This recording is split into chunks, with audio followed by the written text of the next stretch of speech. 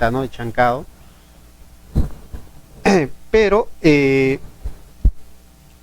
material, por ejemplo, si hablamos de la subbase y si fuese el único, tendría que disponerse a lo largo de toda la vía.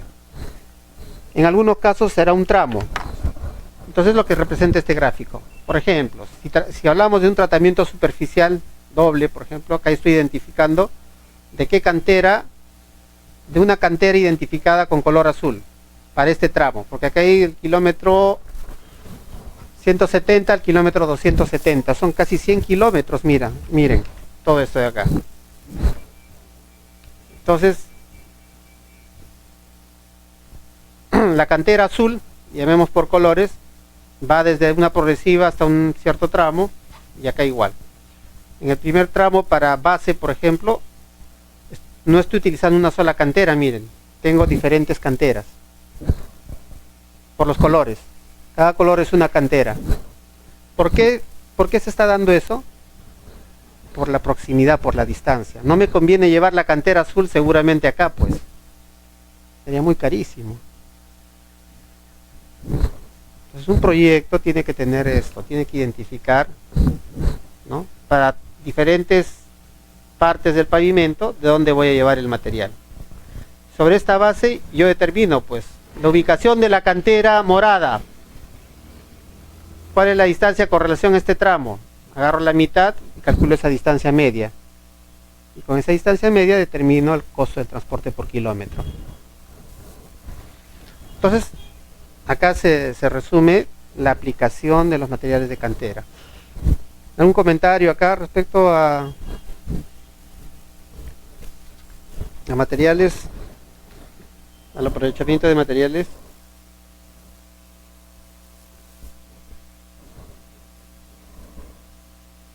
Veamos esta parte, este cuadro que justamente es producto. Alguien me preguntó y me dijo, ¿cuándo compacto con el modificado o con el estándar? Y este es un cuadrito del ASTO, que alguna vez nos sirvió para un proyecto en la frontera con Argentina, en Bolivia, en el departamento de Tarija, donde había presencia de suelos arcillosos. Entonces vean, esta es la clasificación de suelos. Acá tenemos los suelos granulares, A1A, A1B, A3, A2, A4, y acá ya con cierta plasticidad, con mayor cantidad de finos, y acá los suelos finos. Dice la ubicación. Si estoy en los últimos 60 centímetros de mi terraplén, por ejemplo, me dicen al 100% de la densidad. Acá el 95% de la densidad del cuerpo de terraplén. Si tengo suelos A4 y A5, puedo compactar los últimos 60 al 95% y el cuerpo de terraplén al 90%.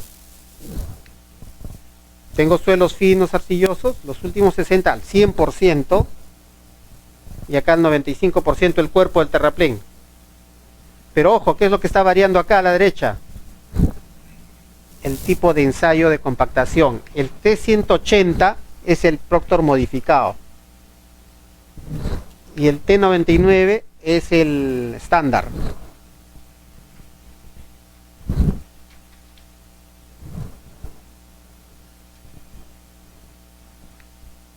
Esta matriz es muy interesante porque me dice, para suelos granulares, ya sea en los últimos 60 centímetros en la corona o en el cuerpo del terraplén, voy a tomar, o tomo el 100% para arriba de la compactación o el 95%. Pero además, si este material tiene una expansión menor a 2%, cosa que para estos por lo menos sí cumple, puedo utilizar una energía de compactación equivalente a Proctor modificado. Pero ¿qué pasa si tengo suelos con expansiones mayores a 2%? No necesito compactar al modificado, voy a lograr una adecuada compactación con el Proctor estándar.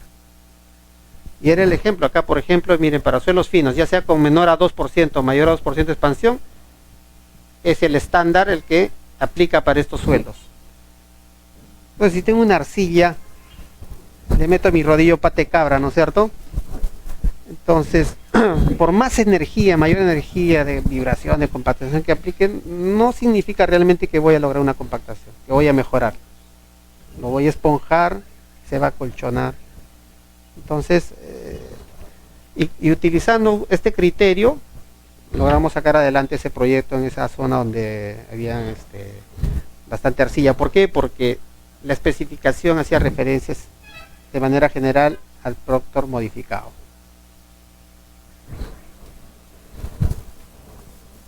Entonces este cuadrito les sirve como referencia cuando tengan una situación similar. Hasta acá podemos hacer entonces un resumen. A ver, quisiera un poquito para refrescarnos. ¿Cuál es el... A ver, un refresh rápido, ¿no? Pero no vean sus diapositivas, ¿no? No hagan trampa. A ver, un repaso. A ver, ¿cuáles son los pilares atrás? ¿Cuáles son los pilares de la geotecnia? A ver ustedes.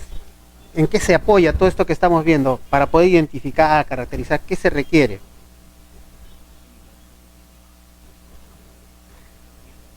Conocer los aspectos básicos del origen de los suelos, ¿no? La formación geológica de los materiales, ¿no? Por ejemplo, qué tipos de rocas tenemos.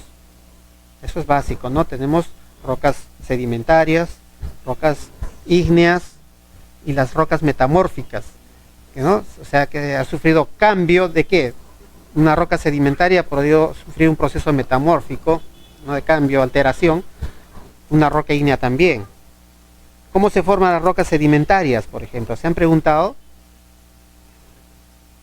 Las rocas sedimentarias. Por la deposición del suelo, ¿no? Puede ser en ambiente marino, puede ser en ambiente también superficial, ¿no? Por la deposición del suelo, por ejemplo, puede ser arena, limo, va a depender del medio, del agua, ¿no? Entonces, con el tiempo, pues estamos hablando, pues, tiempos grandes, ¿no? Geológicamente hablando, millones de años, ese suelo se ha litificado y se ha transformado en roca, ¿no? Y luego, con el proceso dinámico de la Tierra, bueno, ha sufrido, pues, deformaciones, qué sé yo, ¿no? Y luego, un proceso dinámico de alteración y nuevamente da origen a los suelos, ¿no? Las rocas ígneas, ¿de dónde provienen, por ejemplo? De la intrusión del magma, ¿no? Magma que está por debajo, se mete por las zonas más frágiles de la costra terrestre, ¿no? Y se va enfriando y va copando así las fisuras. Esa es la roca intrusiva, o plutónica también le llaman. Hay otro tipo de roca intrusiva, por ejemplo, es las rocas volcánicas, que es el magma que sale por el volcán y se enfría rápidamente afuera, ¿no? Es otra roca de origen ígneo. Y esa alteración de esas rocas en general producen o dan lugar a los suelos. Por su forma, por su origen, ya sabemos que hay diferentes tipos de suelo, ¿no? Coluviales, residuales, aluviales, porque han sufrido transporte, ¿no? Eso, señores, es muy importante que lo tengan claro para poder entender y poder hacer sus recomendaciones. ¿Vieron la foto de esos ingenieros viendo un talud ahí?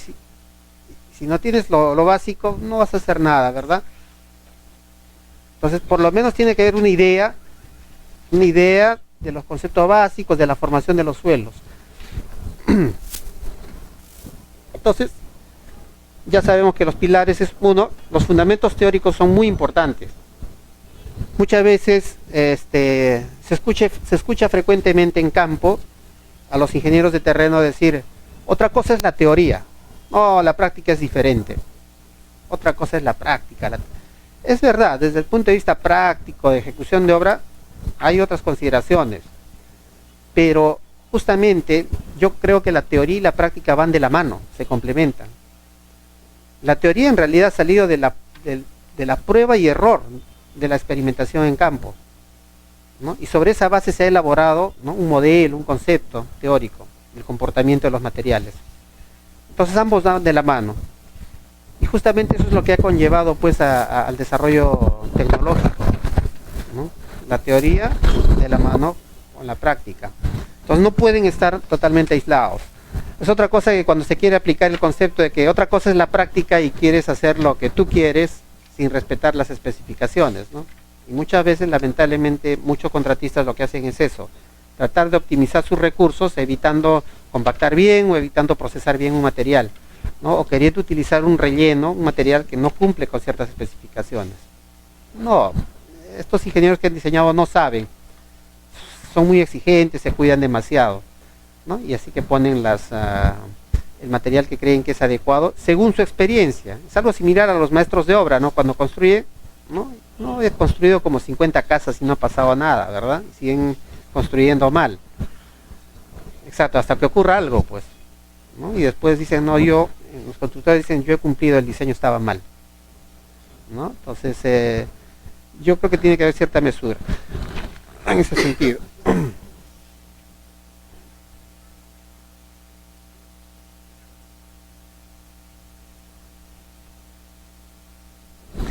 ¿Qué podemos decir entonces como corolario, no?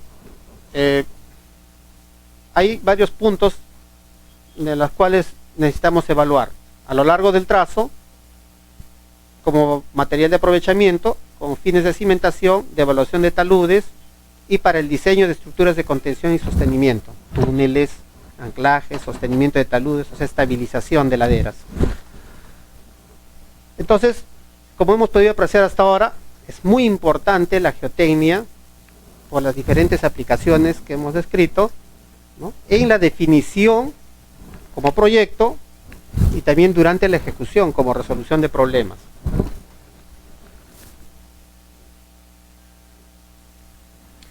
Veamos ahora entonces cómo estamos de tiempo, todavía tenemos tiempo.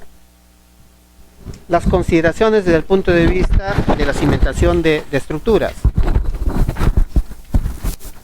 ¿Cuáles son las consideraciones para los estudios geotécnicos con fines de cimentación? Ojo, estamos pasando a hablar entonces de la investigación geotécnica a lo largo de todo el trayecto de 100 kilómetros de una carretera a sectores puntuales, ¿no? Sectores puntuales en los cuales pues necesito un puente, ¿no? Por acá necesito un muro, ¿no? Un muro de concreto grande, otro puente por acá, ¿no? Y el terreno es diferente en cada circunstancia, o muros, ¿no? Cualquier otra estructura importante de contención, en la cual nosotros debemos evaluar el terreno, pero con fines de cimentación.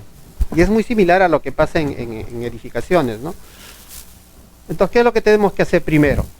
Una investigación geotécnica, ya sea a nivel de proyecto o durante la ejecución también de la misma. Primero hay que hacer calicatas, pues. Para infraestructura, en edificaciones, la norma, la E050, establece toda una serie de requisitos, ¿no? Inclusive el número mínimo de calicatas en función de la importancia de la edificación, ¿no? Generalmente dice mínimo de 3 calicatas cada 225 metros cuadrados, pero eso es para infraestructura, ¿no? Edificaciones, que puede utilizarse como una referencia también para vías, porque no hay algo preciso en vías, pero si tengo pues un estribo de, no sé, 8 metros de ancho por 4 de largo, perdón, por 4 de ancho, yo creo que es coherente un mínimo de 2 a 3 calicatas, ¿no? Entonces, o perforaciones diamantinas. Entonces, ¿qué tengo que hacer si tengo un puente, un estribo de puente, un muro? Tendría que hacer mis investigaciones geotécnicas a través de perforaciones o calicatas. Puede ser básicamente calicatas, pero va a depender de la envergadura de la estructura que estamos planteando. Si es un puente importante, tenemos que hacer perforaciones. Porque generalmente, ocasionalmente, a veces en las zonas donde se van a apoyar, pues tenemos sedimentos. Y no necesariamente va a corresponder una cimentación superficial, sino una profunda. Y para saber cuál es la profundidad de la cimentación profunda, necesito conocer cuál es esa longitud, ¿no? Y dónde voy a encontrar, dónde voy a apoyarme. O dónde voy a apoyar esa estructura. Bien, entonces, además, podemos aprovechar en esos ensayos para hacer ensayos de SPT, que es una forma indirecta de caracterizar la propiedad resistente del terreno, ¿no? Y la densidad relativa, o sea, qué tan compacto o suelto está el material. ¿No? Y también a través de ese ensayo, que está ideado principalmente para arenas, pero en la práctica se suele utilizar para arcillas, ¿no? Para arenas con finos, arenas con gravas.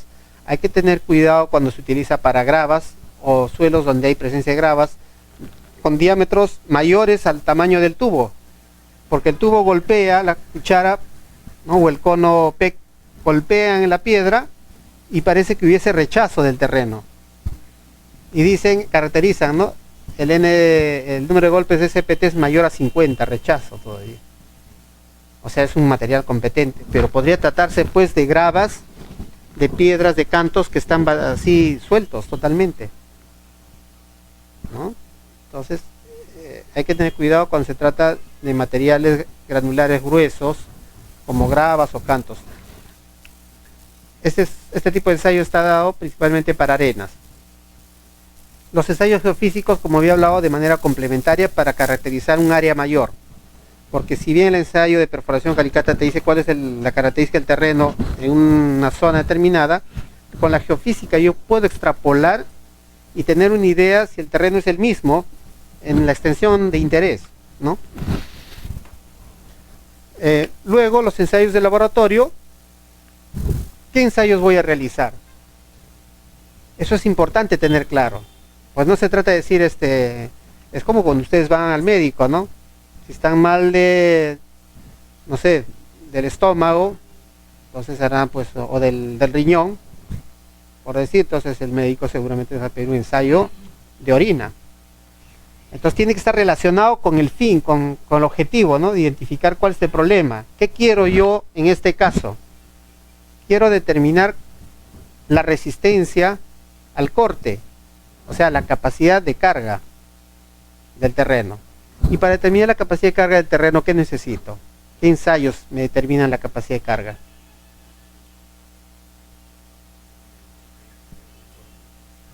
Ensayos de corte, correcto. ¿Qué ensayos de corte conocemos? Muy bien, ensayos triaxial. Un ensayo de corte directo. No, esos son de hecho, el que conviene, se aproxima más, trata de representar más la realidad, es un ensayo triaxial, ¿no? Pero cuesta mucho más también. Entonces, depende de la importancia, del presupuesto, podemos hacer ensayos triaxiales.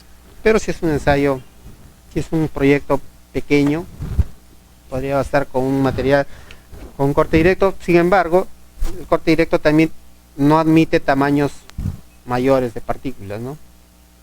Sino de la número 4 para abajo, que son prácticamente materiales arenosos y finos. Bueno, entonces el objeto de los ensayos laboratorios, los tipos de ensayo laboratorio requeridos están relacionados con el objetivo. Si yo quiero determinar la capacidad de carga, entonces haré pues mis ensayos de corte, ¿no? El ensayo SPT también va a ser una correlación para determinar los parámetros resistentes al corte. ¿Qué parámetros resistentes al corte conocen? O por lo menos hice referencia, ¿recuerdan?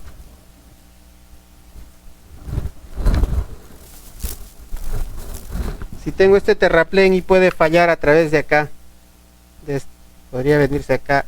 Acá hay algo que resiste, ¿no? Esa resistencia al corte es la cohesión más una presión normal por el otro parámetro resistente. Ángulo de fricción interna del suelo y cohesión son los dos parámetros mecánicos que ofrecen resistencia al terreno. Entonces, esos dos parámetros voy a obtener justamente de estos ensayos. Ese es el objetivo. Pero en este caso les he hablado de un talud, ¿no?, de un terraplén. En este caso nosotros vamos a utilizar la otra fórmula, la fórmula de Terzaghi para capacidad de carga. Y ese sería el último punto acá, ¿no? Y con eso estamos logrando el objetivo. Entonces, si yo sé cuál es la carga, el peso de la estructura sobre esa cimentación, ¿no?, y sé cuánto resiste, voy a comparar, ¿verdad? ¿Cuánto es lo que está actuando versus lo que resiste? Lo que resiste tiene que ser mayor a lo que está actuando para que sea estable. Y ese es el objetivo final de toda esta evaluación. Entonces, todo este proceso previo de investigación de campo, caracterización, geofísica, ensayo de laboratorio, finalmente se traduce en el cálculo de la capacidad de carga admisible, cuyo valor es comparado con la carga de servicio, con la carga actuante de la estructura que se va a construir.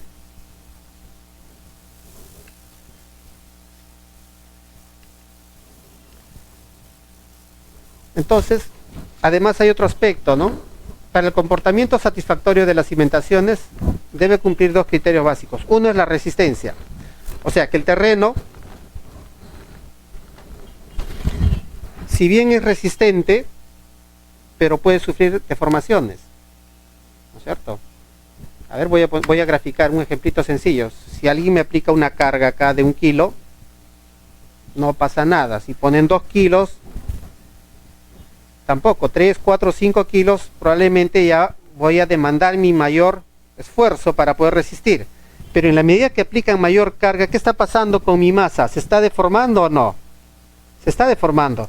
Pero al deformarse, ¿he fallado como suelo o sigo ahí? Sigo todavía, no he fallado. Ha habido deformación del suelo, pero no ha fallado el terreno.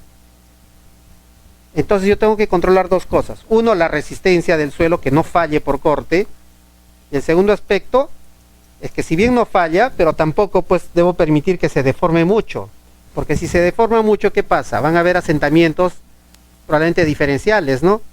Y eso, ¿qué pasa con la superestructura? La superestructura es la que va a sentir eso y se va a traducir en deformaciones, en desfases, en fisuras.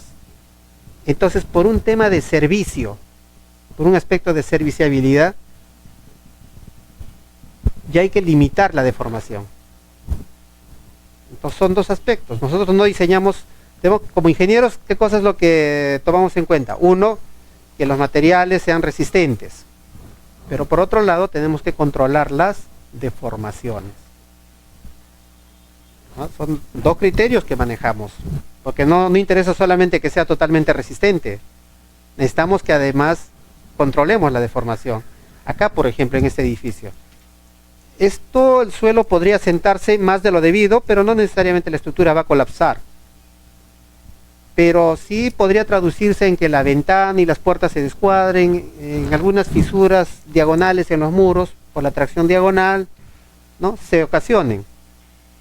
Entonces, a los ojos del usuario, ¿qué pensarían? ¿Cómo se sentirían?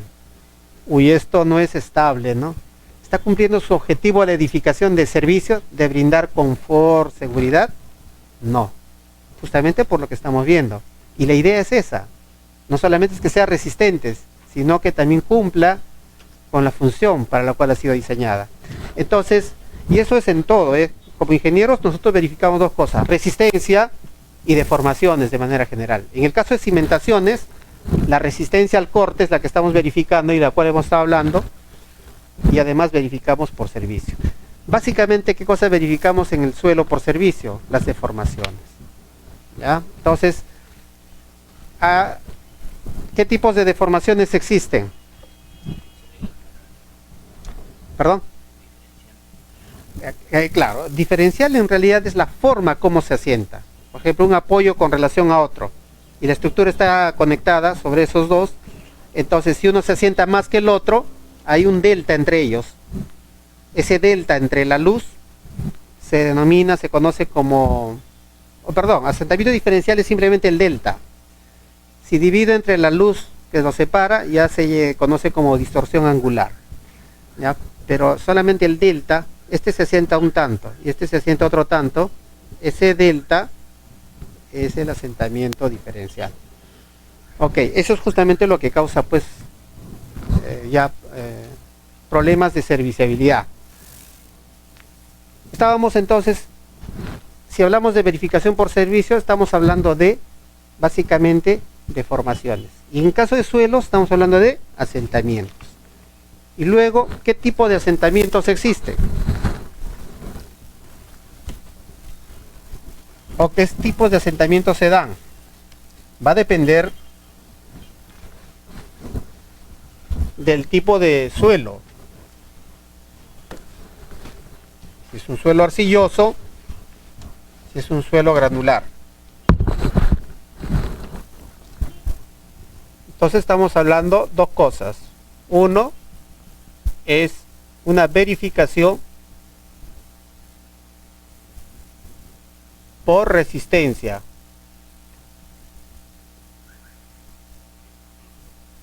¿No? Al corte del suelo. Y 2 es la verificación por servicio. En este caso estamos hablando de deformaciones. De manera general, que para nosotros es asentamientos. Y mi pregunta era, ¿qué tipos de asentamientos hay?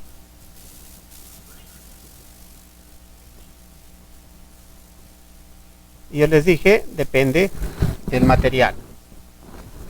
Depende del tipo de material.